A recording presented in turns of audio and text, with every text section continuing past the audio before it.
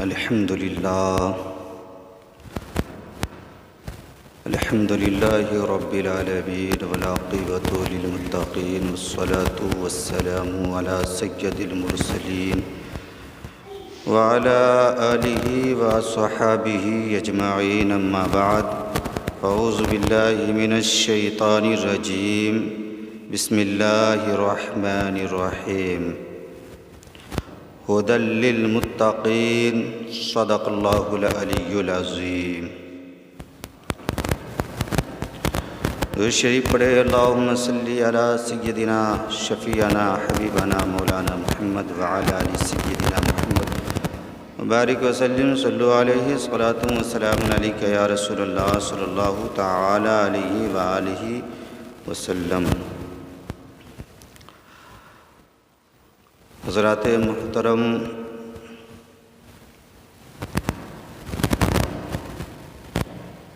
یہ ماہ شعبان المعظم ہے.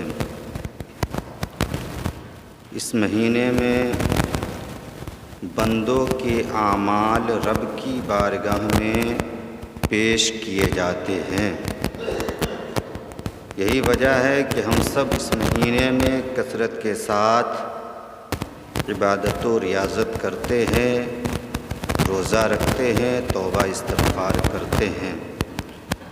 اور روزہ رکھنا، کثرت سے عبادت کرنا یہ ہمارے نبی کی سنت میں سے ہے. آج میں حضرت امام اعظم ابو حنیفہ رحمۃ اللہ علیہ کی ذات مقدسہ پر تذکرہ کرنے والا ہوں. ہم سب کے پیارے امام اعظم ابو حنیفہ رحمۃ اللہ علیہ 80 ہجری میں پیدا ہوئے. 80 ہجری میں حضرت امام اعظم ابو حنیفہ رحمۃ اللہ علیہ کی پیدائش ہوئی اور 150 ہجری میں آپ کا وصال ہوا، آپ کی وفات ہوئی. 70 سال کی آپ نے عمر شریف پائی. آپ سارے ائمہ و مجتہدین سے پہلے پیدا کیے گئے. جتنے بھی امام ہیں سب سے پہلے حضرت امام اعظم ابو حنیفہ رحمۃ اللہ علیہ کی پیدائش ہوئی. حدیث مقدسہ کی معتمد و مشہور کتاب بخاری شریف، ان کے مصنف حضرت محمد بن اسماعیل رحمۃ اللہ علیہ، ان کی پیدائش 194 ہجری میں ہوئی. یعنی حضرت امام اعظم ابو حنیفہ رحمۃ اللہ علیہ کا وصال 150 ہجری میں ہوا اور امام بخاری کی پیدائش 194 ہجری میں ہوئی. سارے ائمہ سے پہلے، سارے مجتہدین سے پہلے حضرت امام اعظم ابو حنیفہ رحمۃ اللہ علیہ کی پیدائش ہوئی، جس کی ہم اور آپ تقلید کرتے ہیں، پیروی کرتے ہیں. یہ فقہ کے سب سے بڑے امام میں سے ایک ہے. سب سے بڑے امام ہیں حضرت امام اعظم ابو حنیفہ رحمۃ اللہ علیہ. آپ کے والد گرامی کا نام حضرت ثابت اور آپ کے دادا جان کا نام حضرت ذوقی رحمۃ اللہ علیہ ہے. حضرت ذوقی رحمۃ اللہ علیہ حضرت مولا علی کے بڑے چاہنے والے تھے، بڑے عقیدت مند تھے. اتنے چاہنے والے تھے کہ آپ نے حضرت مولا علی کی محبت میں ہی ملک فارس کو چھوڑ کر کوفہ میں قیام کرنا پسند فرمایا. چونکہ آپ ملک فارس کے رہنے والے تھے، لیکن ایسے معتقد تھے، اس طرح محبت کرنے والے تھے کہ آپ نے اپنے شہر کو، اپنے ملک کو چھوڑا اور شہر کوفہ میں جا کر آپ نے قیام کرنا پسند فرمایا، اس لیے کہ وہاں حضرت مولا علی رضی اللہ تعالی عنہ قیام پذیر تھے۔ جب حضرت ثابت رضی اللہ تعالی عنہ کی پیدائش ہوئی، یعنی جب حضرت امام اعظم ابو حنیفہ رحمۃ اللہ علیہ کے والد گرامی کی پیدائش ہوئی، تو آپ کے دادا جان حضرت ذوقی رحمۃ اللہ علیہ اپنے لاڈلے حضرت ثابت کو حضرت مولا علی کی بارگاہ میں لے گئے دعا کرانے کے لیے کہ دعا فرما دیجئے بچے کا مستقبل بہتر بن جائے۔ تو حضرت مولا علی نے حضرت ثابت رضی اللہ تعالی عنہ کے لیے دعا بھی کیا اور ساتھ میں یہ بشارت بھی دیا کہ اس لڑکے کے فرزند سے، اس فرزند کے فرزند سے پورے عالم میں علم بھر جائے گا، سبحان اللہ۔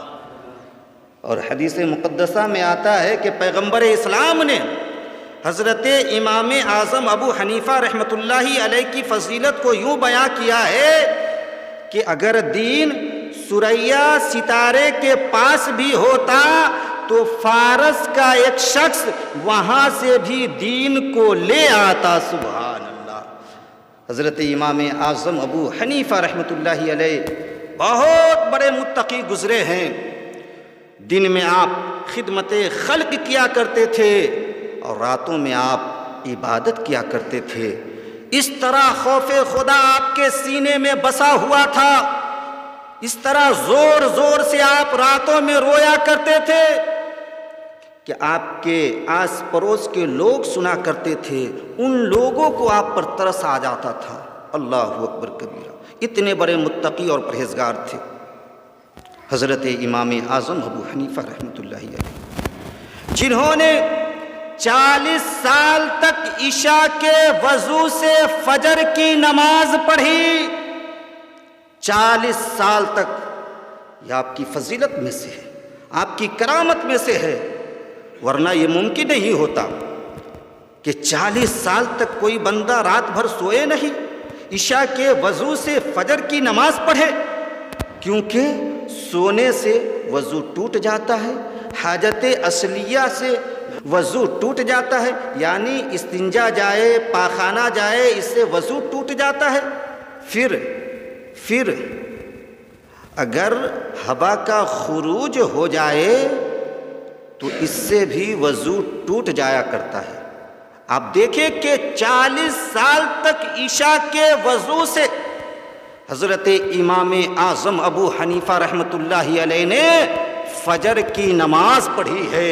یہ آپ کی فضیلت میں سے ایک فضیلت ہے، آپ کی کرامتوں میں سے ایک کرامت ہے، ورنہ ایسا ممکن نہیں ہوتا۔ حضرت امام اعظم ابو حنیفہ رحمۃ اللہ علیہ اس شخصیت کا نام ہے جنہوں نے کعبہ شریف کے اندر ہم جاتے ہیں طواف کرنے، کعبہ شریف کے باہر سے ہمارا طواف ہوتا ہے، لیکن حضرت امام اعظم ابو حنیفہ رحمۃ اللہ علیہ کے لیے ایک مرتبہ کعبہ شریف کا دروازہ کھولا گیا، آپ اس میں گئے عبادت کرنے کے لیے۔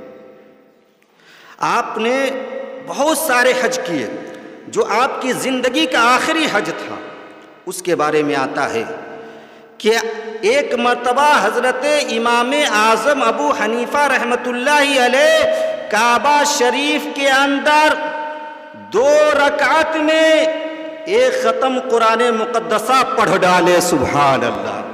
2 رکعت میں ایک ختم قرآن مقدسہ پڑھ ڈالے، اور اس طرح کہ ایک پاؤں پر کھڑے ہو کر ایک رکعت میں 15 پارہ پڑھے، تو دوسری رکعت میں دوسرے پاؤں پر کھڑے ہو کر 15 پارہ پڑھے۔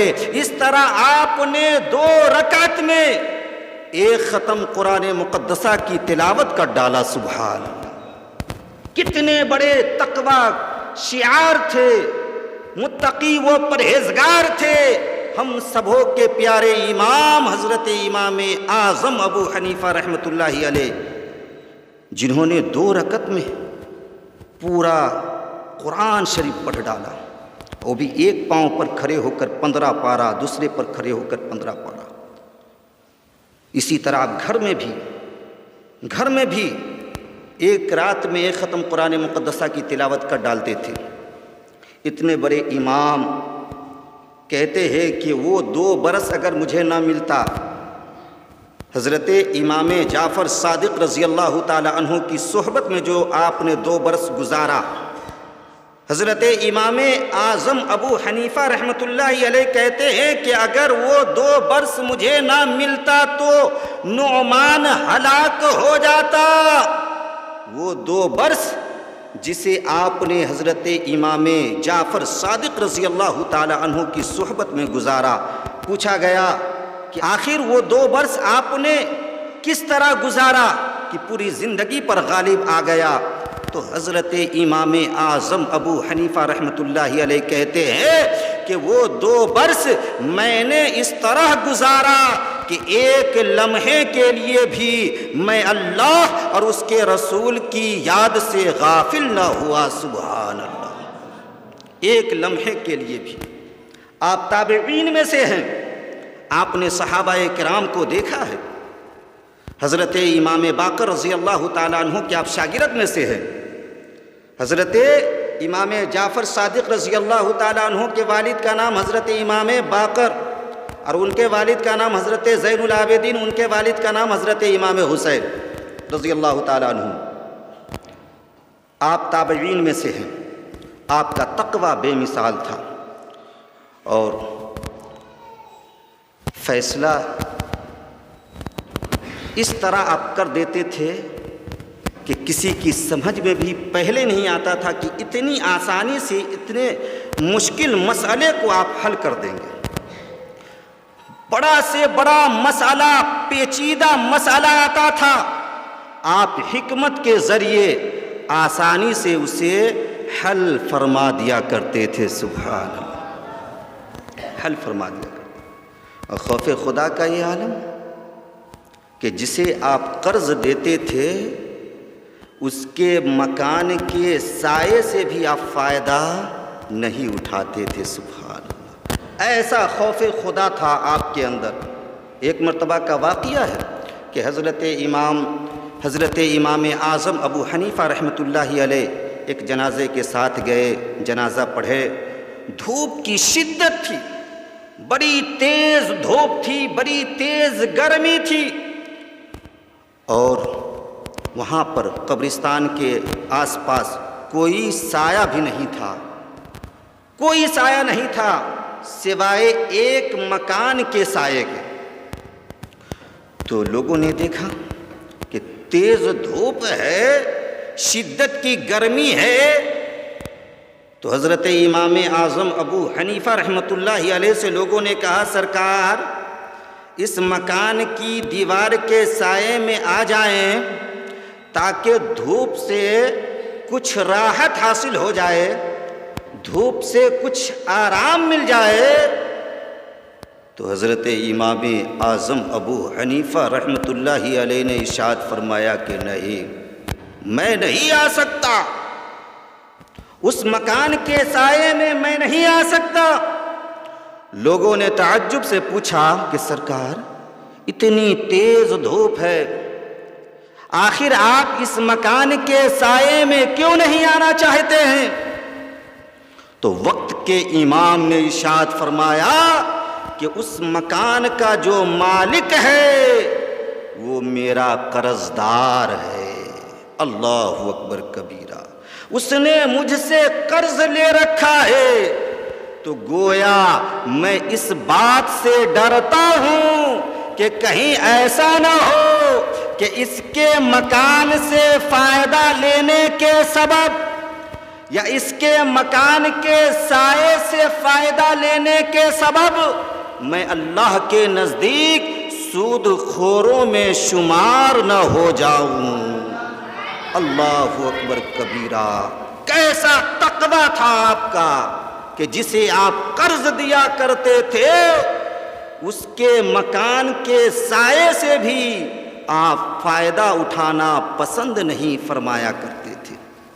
اسی طرح کا ایک واقعہ ہے کہ آپ راستے سے جا رہے تھے، ایک شخص نے آپ کو دیکھا اور وہ چھپ گیا، دیکھنے کے بعد وہ چھپ گیا اور دوسرا راستہ اختیار کر کے وہ چل پڑا۔ تو حضرت امام اعظم ابو حنیفہ رحمۃ اللہ علیہ نے اسے اپنے قریب بلوایا اور پوچھا کہ بتاؤ آخر تم راستہ کاٹ کر کیوں جانے لگے؟ تو وہ شخص بڑا شرمندہ تھا، کہا سرکار میں نے آپ کا 10,000 درہم قرض لے رکھا ہے، میں آپ کا مقروض ہوں، میری صلاحیت نہیں ہے کہ اسے میں لوٹا سکوں۔ جیسے ہی آپ پر نظر پڑی میں شرمندہ ہو گیا، اور میں آپ کے خوف سے، کہیں ایسا نہ ہو کہ آپ ٹوک دیں، تو میں آپ کے خوف سے راستہ کاٹ کر جانے لگا۔ حضرت امام اعظم ابو حنیفہ رحمۃ اللہ علیہ جب اتنا سنتے ہیں تڑپ جاتے ہیں، کہا میری وجہ سے تم نے راستہ کاٹا ہے؟ قرض جو لے رکھا ہے میرا، اس کے سبب تو نے راستہ کاٹا ہے؟ کہا ہاں اس کے سبب، چونکہ اب میری وہ صلاحیت رہی نہیں۔ تو میرے امام فرماتے ہیں جا، جو تو نے قرض لیا تھا میں اسے معاف کر دیا، سبحان اللہ، جو تو نے قرض لیا تھا اسے میں نے معاف کر دیا۔ اللہ اکبر کبیرہ۔ حضرت امام اعظم ابو حنیفہ رحمۃ اللہ علیہ کے بہت سارے شاگرد ہیں اور آپ کا مرتبہ بہت بلند و بالا ہے۔ آپ دیکھیں کس طرح مشکل مسئلے کو آسانی سے حل کر دیا کرتے تھے۔ ایک مرتبہ ایک دہریہ سے آپ کا مناظرہ ہوا۔ دہریہ اس کو کہتے ہیں جس کا یہ عقیدہ ہے کہ کوئی خدا نہیں ہے، معاذ اللہ، کوئی خدا نہیں ہے، کائنات کو چلانے والا کوئی نہیں ہے، یہ ساری چیزیں خود بخود پیدا ہوئی ہے اور خود بخود چل رہی ہے، کوئی اس کا چلانے والا نہیں۔ تو دہریہ اس کو کہتے ہیں۔ تو دہریہ سے ایک مرتبہ آپ کا مناظرہ ہوا، وقت متعین کیا گیا۔ تو جو وقت متعین کیا گیا آپ اس سے لیٹ پہنچے، وقت مقررہ پر آپ وہاں پر نہیں پہنچے۔ جب تاخیر کے ساتھ پہنچے تو وہ دہریہ اس موقع کا فائدہ اٹھانا چاہا، کہا دیکھو اتنا بڑا امام ہیں اور جھوٹ بولتے ہیں، وقت پر نہیں پہنچ پائے۔ تو حضرت امام اعظم ابو حنیفہ رحمۃ اللہ علیہ نے مسکرا کر ارشاد فرمایا کہ وجہ تو پہلے سن لو کہ تاخیر آنے میں کیوں ہوئی۔ میرے امام فرماتے ہیں سنو، میں تم تک آنا ہی چاہ رہا تھا، لیکن دریا کے کنارے میں کھڑا ہوا، کوئی کشتی نہیں تھی، کچھ دیر کھڑا ہوا تو اپنے آپ ایک درخت نمودار ہوا، اور میں نے دیکھا کہ وہ درخت خود بخود کٹ گیا، لکڑیاں الگ ہو گئی، اور پھر اس سے خود بخود کشتی بن گئی، اور وہ کشتی تیار ہو کر میرے قریب آئی، میں اس پر بیٹھا، اس کا کوئی کھیبنے والا نہیں تھا، کوئی چلانے والا نہیں تھا، میں بیٹھا اور وہ کشتی مجھے اس پار لا کر اتار دی۔ اب وہ دہریہ جو تھا وہ ہنسنے لگا، کہا ایسا ہو سکتا ہے کہ بغیر برہی کے مدد کے کشتی خود بخود تیار ہو جائے، اور بغیر ملاح کی مدد کے کشتی خود بخود چلنے لگے؟ اتنا سفید کہیں جھوٹ بولا جاتا ہے؟ کبھی ایسا ہو سکتا ہے؟ تو میرے امام نے مسکرا کر فرمایا اتنی باتیں سمجھ میں آ گئی؟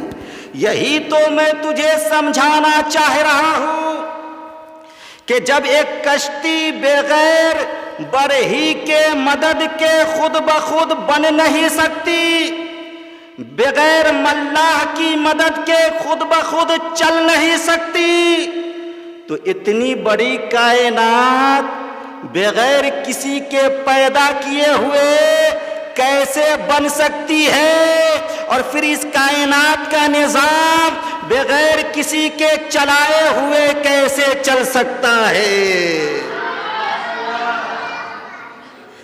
وہ شرمندہ ہوا اور آپ کے علم کا لوہا مانا پھر دامن اسلام کو تھاما۔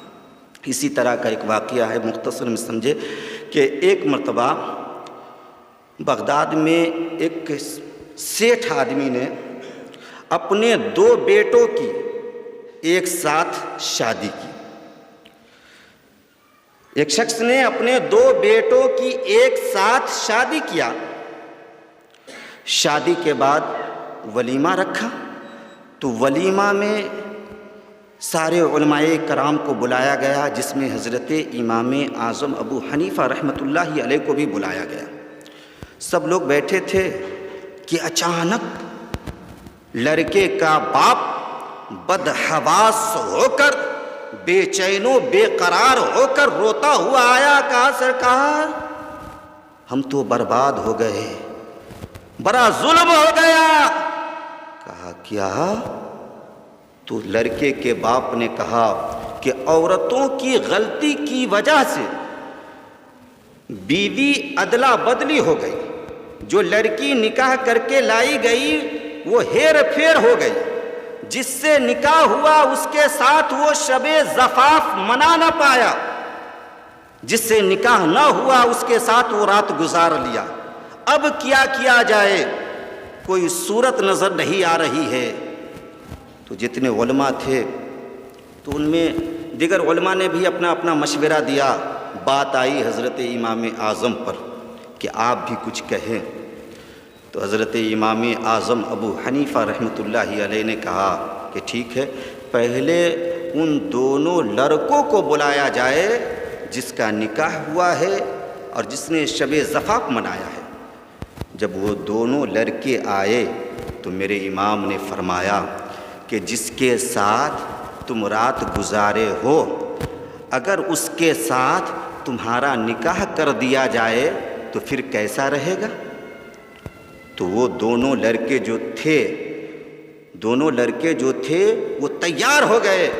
پھر میرے امام نے فرمایا کہ جس سے تمہارا نکاح ہوا تھا اس کو طلاق دو، اور جس کے ساتھ تم رات گزارے ہو اس کے ساتھ نکاح کروا لو۔ سبحان اللہ، بڑی آسانی سے مسئلہ حل ہو گیا۔ تو میرے امام جو فیصلہ فرماتے تھے بڑی آسانی سے لوگوں کو سمجھ میں بھی آتا تھا، بڑی آسانی سے معاملہ حل بھی ہو جایا کرتا تھا۔ اتنے بڑے متقی، اتنے بڑے حافظ، اتنے بڑے عالم، اتنے بڑے مفتی، اتنے بڑے مفسر کے ہم لوگ ماننے والے ہیں، ان کی اقتداء کرنے والے ہیں۔ چونکہ آپ نے دیکھا نا، سنا نا کہ آپ ایک رات میں ایک ختم قرآن مقدسہ کی تلاوت کر لیا کرتے تھے، اور کعبہ شریف کے اندر آپ نے 2 رکعت میں ایک ختم اس طرح پڑھا کہ ایک پاؤں پر کھڑے ہو کر 15 پارہ، دوسرے پاؤں پر کھڑے ہو کر 15 پارہ آپ نے تلاوت کیا۔ اللہ تعالیٰ حضرت کے فیوز و برکات سے ہم سبوں کو مالا مال فرمائے، حضرت کے نقش قدم پر چل کر زندگی کا ہر حصہ گزارنے کی توفیق عطا فرمائے۔ استغفر اللہ ربی من کل ذنب و اتوب الیہ، لا الہ الا اللہ محمد رسول اللہ صلی اللہ تعالی علیہ وسلم۔